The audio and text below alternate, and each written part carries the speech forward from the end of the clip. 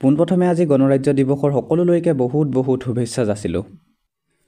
15 আগষ্ট তথা স্বাধীনতা দিৱস আৰু 26 জানুৱাৰী তথা গণৰাজ্য দিৱসৰ মাজৰ পাৰ্থক্য কি এয়া হয়তো সকলোৱে জানে। তথাপিও আজি মই মোৰ ভাষাৰে ভিডিঅ' যোগে আপোনালোকৰ আগত দাঙি ধৰিবলৈ চেষ্টা কৰিছোঁ। নমস্কাৰ, আপোনালোকে চাই আছে মোৰ ইউটিউব চেনেল CK ভাই। আপুনি মই সকলোৱে জানো যে ভাৰতে স্বাধীনতা লাভ কৰিছিল 1947 চনৰ 15 আগষ্ট তাৰিখে। এতিয়া কথা হ'ল এই স্বাধীনতা দিৱসত ভাৰতৰ প্ৰধানমন্ত্ৰীয়ে পতাকা উত্তোলন কৰে। কিন্তু আমাৰ মনলৈ কেতিয়াবা প্ৰশ্ন আহেনে যে এই পতাকাখন কিয় ৰাষ্ট্ৰপতিয়ে উত্তোলন নকৰে? আনহাতে গণৰাজ্যৰ দিনা হঠাতে পতাকা উত্তোলন কৰা দেখা যায় ৰাষ্ট্ৰপতিগৰাকীক। আমি বাৰু কেতিয়াবা ভাবি চাইছোনে স্বাধীনতা দিৱসৰ দৰে গণৰাজ্য দিৱসতো কিয় প্ৰধানমন্ত্ৰীয়ে পতাকা উত্তোলন নকৰে?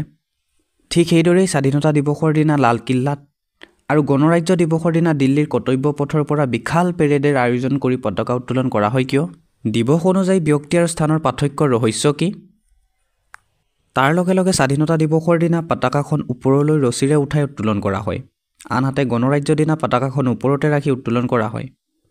এই সকলোবিলাকৰে একোটা নিজা ইতিহাস আছে, তাকেই আজি আমি এই ভিডিঅ'টোৰ যোগেদি জানিবলৈ চেষ্টা কৰিম। স্বাধীনতা দিৱস আৰু গণৰাজ্য দিৱস ভাৰতৰ ইতিহাসৰ দুটা গৌৰৱময় দিন। এই বিশেষ দিন দুটাত ৰাষ্ট্ৰীয় পতাকাক সন্মান জনোৱা হয়।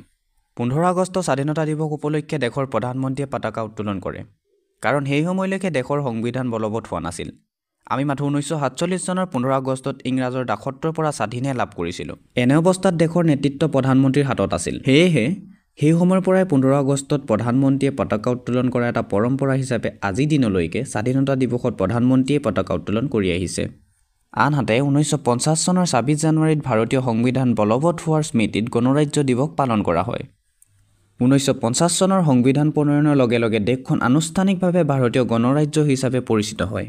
সেই সময়তে 1950 চনৰ 26 জানুৱাৰীত সাৰ্বভৌম ভাৰত গণৰাজ্যৰ প্ৰথম ৰাষ্ট্ৰপতি হিচাপে ডক্টৰ ৰাজেন্দ্ৰ প্ৰসাদ ডাঙৰীয়াই কাৰ্যভাৰ গ্ৰহণ কৰে আৰু ৰাষ্ট্ৰপতিগৰাকীক দেশৰ প্ৰথম নাগৰিক হিচাপে গণ্য কৰা হয়। ইয়াৰ লগতে সংবিধান অনুসৰি দেশৰ সাংবিধানিক মুৰব্বী হ'ল ৰাষ্ট্ৰপতি। সেইবাবে 26 জানুৱাৰী গণৰাজ্য দিৱসত ৰাষ্ট্ৰপতিয়ে পতাকা উত্তোলন কৰে। 15 আগষ্টত স্বাধীনতা দিৱস উপলক্ষে লালকিল্লাৰ পৰা পতাকা উত্তোলন কৰা হয়। ইয়াৰ কাৰণ হ'ল যে ব্ৰিটিছ শাসনৰ পৰা ভাৰতৰ মুক্তিৰ প্ৰতীকস্বৰূপ হ'ল লালকিল্লা।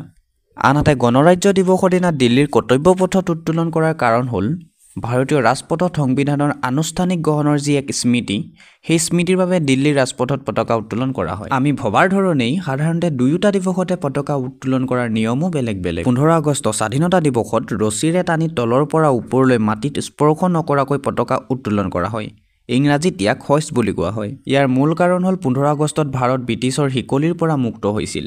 গতিকে এই দিনটোক অৰ্থাৎ 1947 চনৰ 15 আগষ্টত ব্ৰিটিছৰ ইউনিয়ন জেক নমাই ভাৰতৰ তিৰংগাক উত্তোলন কৰা হয়। আনহাতে গণৰাজ্য দিৱসত ভাঁজ কৰা পতাকাখন ওপৰলৈ উঠাই তাৰ পৰাই পতাকাখন খুলি দিয়া হয়। পতাকাখন তলৰ পৰা ওপৰলৈ ৰছীৰে টানি উত্তোলন কৰা নহয়, মাত্ৰ ভাঁজ খুলি উত্তোলন কৰা হয়। এই প্ৰক্ৰিয়াক আনফাৰ্ল বা উন্মোচন বোলা হয়। ইয়াৰ মূল কাৰণ হ'ল 1950 চনৰ 26 জানুৱাৰীত আমাৰ দেশৰ সংবিধান গৃহীত হৈছিল। যিহেতু তেতিয়ালৈকে ভাৰতে স্বাধীনতা লাভ কৰিছিল, সেয়েহে ভাৰতৰ ইতিমধ্যে উত্তোলিত তিৰংগাক পুনৰ উত্তোলন কৰা হোৱা নাছিল। সেইবাবে 26 জানুৱাৰীত পতাকাখন ৰছীৰে ওপৰলৈ টানি উত্তোলন কৰা নহয়, তাৰ পৰিৱৰ্তে ওপৰতে বান্ধি উত্তোলন কৰা হয়। আৰু এয়াই আছিল 26 জানুৱাৰী আৰু 15 আগষ্টৰ মাজৰ পাৰ্থক্যৰ চমুৱা ভাগ। আশা কৰোঁ ভিডিঅ'টি চাই আপোনালোক সকলো অলপ হ'লেও উপকৃত হ'ল। পুনৰ এটা ভিডিঅ'ত লগ পোৱাৰ আশাৰে আজিলৈ বাই।